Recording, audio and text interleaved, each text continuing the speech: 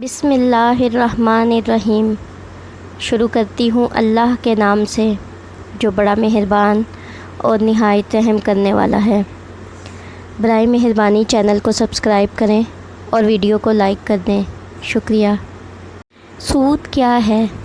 سود کو عربی زبان میں ربا کہتے ہیں، جس کا لغوی معنی زیادہ ہونا، پروان چڑھنا اور بلندی کی طرف جانا، یعنی کسی کو اس شرط کے ساتھ رقم ادھار دینا کہ واپسی کے وقت وہ کچھ رقم زیادہ لے گا۔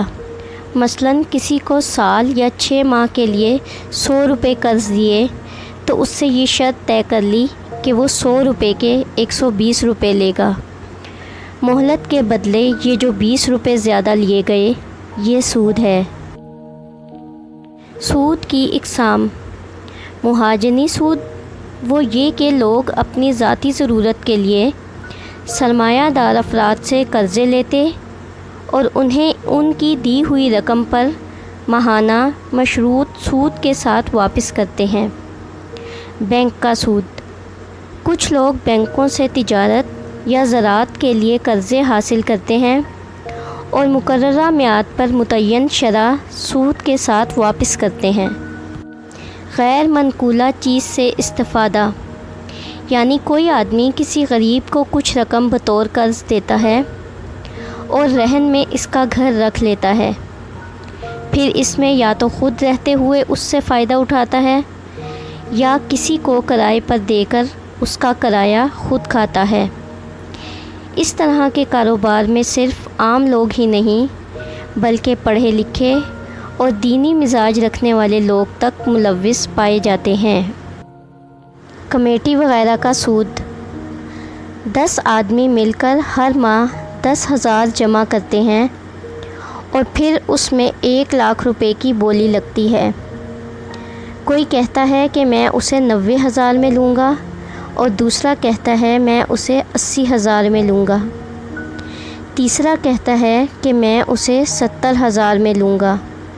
غرض یہ کہ جو سب سے زیادہ کم بولی لگاتا ہے اسے اتنی رقم دے دی جاتی ہے، باقی 30 یا 40,000 روپے تمام لوگ آپس میں بانٹ لیتے ہیں اور جس نے بولی کی رقم لی ہے اسے پورے 1 لاکھ روپے ہی دینے پڑتے ہیں۔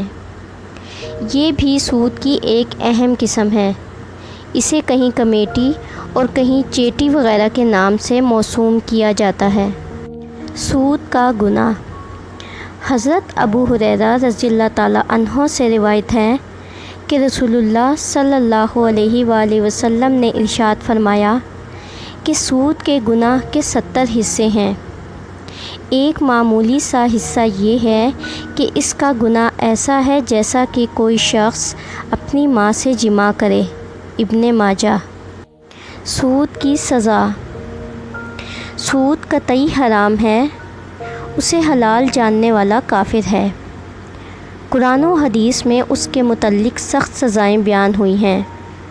سورہ بقرہ کی آیت 275، 276 اور 278 میں بھی سود کی حرمت کا بیان موجود ہے، اور حدیث میں ہے، حضرت جابر بن عبداللہ رضی اللہ تعالیٰ عنہ سے روایت ہے، حضور پاک صلی اللہ علیہ وآلہ وسلم نے سود کھانے والے، کھلانے والے، سود لکھنے والے اور اس کی گواہی دینے والے پر لعنت فرمائی اور فرمایا کہ یہ سب اس گناہ میں برابر ہیں۔ حضرت انس بن مالک رضی اللہ تعالیٰ عنہ سے روایت ہے، حضور صلی اللہ علیہ وآلہ وسلم نے ارشاد فرمایا، سود کا 1 درہم جو آدمی کو ملتا ہے اس کے 36 بار زنا کرنے سے زیادہ برا ہے۔ حضرت ابو ہریرہ رضی اللہ تعالیٰ عنہ سے روایت ہے، رسول اللہ صلی اللہ علیہ وآلہ وسلم نے ارشاد فرمایا، معراج کی رات میرا گزر ایک ایسی قوم پر ہوا جن کے پیٹ گھروں کی مانند پڑے تھے اور ان میں سانپ تھے جو باہر سے نظر آ رہے تھے۔ میں نے حضرت جبریل علیہ السلام سے ان لوگوں کے بارے میں دریافت فرمایا تو انہوں نے عرض کی، یہ وہ لوگ ہیں جو سود کھاتے تھے۔ اللہ تعالیٰ قرآن مجید میں ارشاد فرماتا ہے، اللہ تعالیٰ سود کو مٹاتا ہے اور صدقے کو بڑھاتا ہے، اور اللہ تعالیٰ کسی ناشکرے اور گناہ گار سے محبت نہیں کرتا۔ سود خور اللہ کی رحمت سے دور اور وہ اللہ اور اس کے رسول سے حالت جنگ میں رہتا ہے۔ اللہ تعالیٰ نے کسی بھی کبیرہ گناہ کے مرتکب کو وہ دھمکی نہیں دی اور اس عذاب کا وعدہ نہیں کیا جو سود خور کے لیے کیا ہے۔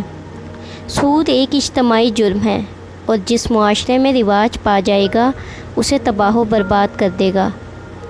سود کھانے والے شخص کی کوئی عبادت قبول نہیں ہوتی، جیسا کہ حدیث میں ہے کہ حرام کا ایک لقمہ کھانے کی وجہ سے اللہ تعالیٰ بندے کی 40 دن کی عبادت قبول نہیں فرماتا۔